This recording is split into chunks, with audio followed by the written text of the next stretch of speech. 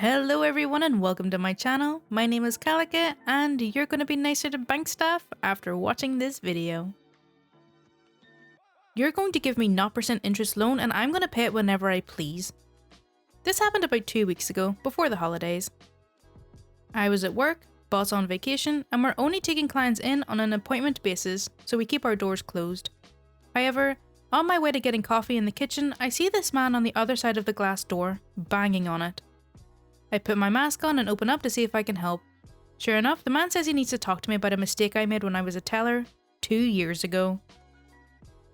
I'm in Canada, so we pay federal taxes, the Canada Revenue Agency, and provincial taxes. I also live in Quebec, where most people speak French and English. This will be important. The man is claiming that 2 years ago he was at my counter and asked me to register his tax bill for him to make payments on it. He had just received a letter from the provincial government telling him he owed them $120,000 in unpaid taxes. At first he said he didn't understand, since he'd been paying them. I asked him to show me which bills he was paying on his banking app.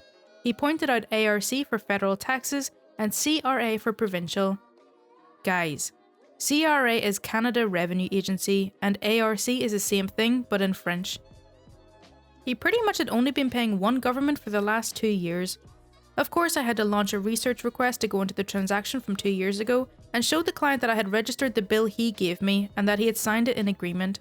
I told him I was sorry he had confused his bills, but I couldn't have guessed he wanted the provincial taxes registered if he handed me the federal ones. This didn't faze him too much, as he's a lawyer and a genius because he had already come up with an easy solution to this. I could simply give him $120,000 loan at 0% interest and he would use to pay the provincial taxes he owed, and he would pay it back on a quarterly basis because that's how he normally pays his taxes. Of course! Why do I always forget about the magical unicorn that is the 0% interest loan? Guys, I get asked for 0% interest loans and to negotiate rates like I'm the one making them up all the time. It's such a huge misconception that people have, at least over here, that as bankers we decide the amounts, rates and criteria that we approve loans for. Like, no Michael, I know you've been a client for 25 years and that your dad is a surgeon, but you have -$200 in your bank account and haven't been working for the past year. Yes, I know you have a condo in Florida that has a very valuable collection of vintage Tupperwares, but I still can't give you that $80,000 loan to start your wife's knitting business. Sorry.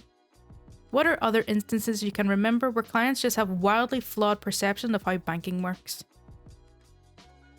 Maybe not banking in itself, but I cannot count the amount of times I had people calling me panicked and close to tears or just a complete breakdown because they'd missed their mortgage payment and they were scared that the bank was going to come and take their house away. They were also just really surprised when I told them it's absolutely fine, we can take the payment now.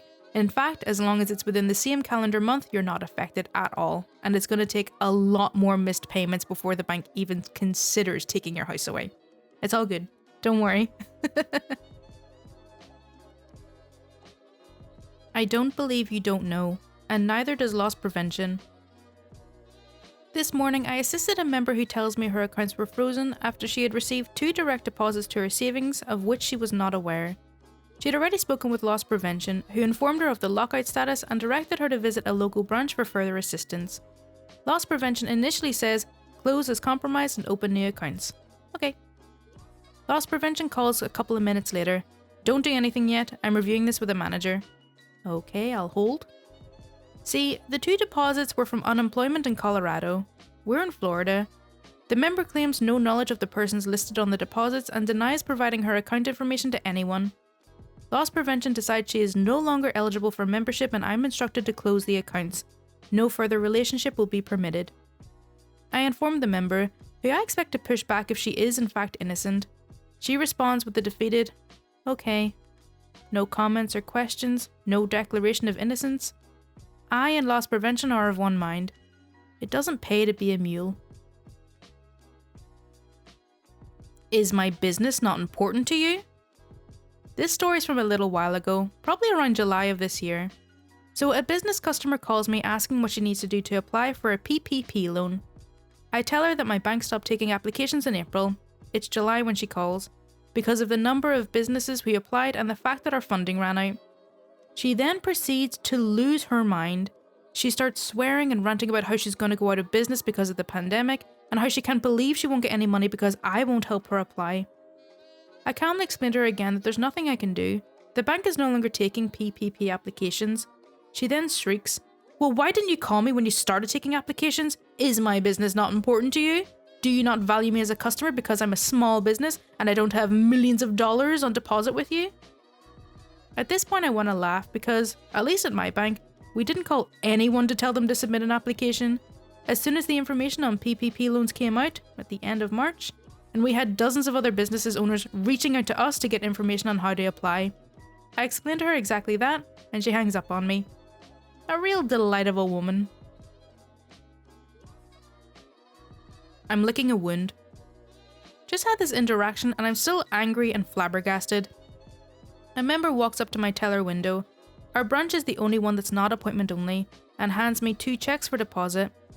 Says he also wants $200 back from his checking. He then pulls his mask all the way down and starts licking his hand and wrist. "Sir, please put your mask up," I say with urgency in my voice. "I'm licking a wound," he said, as if it was a matter of course.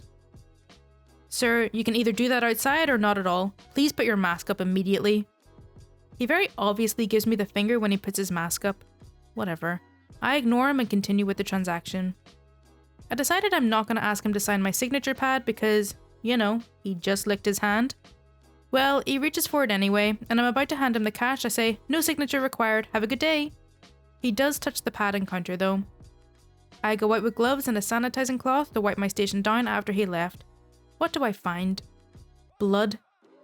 His blood on my signature pad, on my plexiglass barrier, and on the doors of the exit. Ew, that's disgusting. Needless exposure. Okay, so I need to vent about this. Recently, one of our branches had a case of COVID, and the day it was discovered, the branch was immediately shut down while they did a deep clean the same day. All of the other employees that are on the front line are now having to quarantine at home due to the orders. However, the management decided to reopen the lobby the next day since the deep clean would be finished and it was the main big branch. However, because this branch has to have all of its staff at home now, or at least a good portion of the front line, this means that to open like they want, they have to pull people from other branches, including having me come a few days away from my own branch. My bosses are even saying they aren't asking for volunteers like they do for other short-handed branches, but demanding all branches provide some level of support. There are 2 problems I have with this. Number 1, because they're pulling people from other branches, we now have to be exposed to people we've never possibly met before. Also, if just one of us happens to be sick, now every single branch in the area has been exposed. And 2, my branch is already short-staffed very heavily as it is. We were down to less than a third of our staff, so bad we could only let one person in at a time, no matter what. I had to fight with my bosses to argue that they wouldn't have any staff if they sent me an extra day this week like they wanted. But because it's the main branch, it doesn't matter how many people we have. I want to tell my boss I don't want to be forced to put my health more in jeopardy when our own branch has had 3 COVID scares this month, which includes learning that my boyfriend has COVID, meaning my exposure was high. But from the way it seems upper management isn't giving them any choice. Okay, so that's all for r/Tales from Your Bank. I really hope you did enjoy it. As always, if you do want to see more content like this, then please do subscribe. My Twitter, Discord, and Patreon links are in the description, and any support is greatly appreciated. Thank you so much for watching. Bye!